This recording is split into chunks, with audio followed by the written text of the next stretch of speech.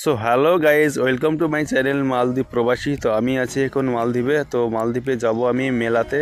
এখানকার মেলা কীরকম হয় সমস্ত রকম ঘুরে তোমাদের দেখাবো। আমি এখন দাঁড়িয়ে আছি এই রোডে, রোড পার করেই যাব ওইদিকে মেলা দেখতে। তো তোমরা সব ভিডিওটা দেখতে থাকো।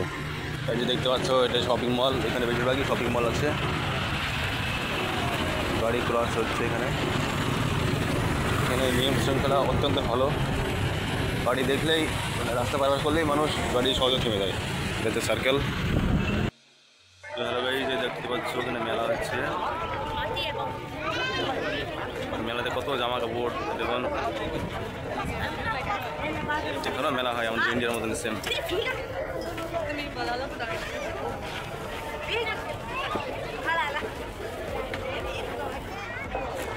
অনেক রকমের সব রকমের জিনিস আছে, সব ব্যবসায়ী, সব বাংলাদেশ।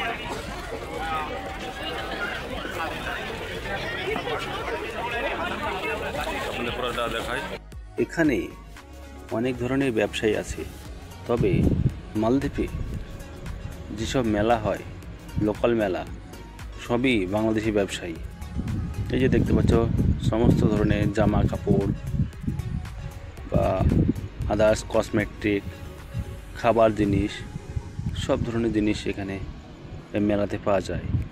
খুব ছোট্ট একটা মেলা, সমুদ্র বিচের ওপরে মেলা। আমি তোমাদের সমুদ্র বিচটাও দেখাবো।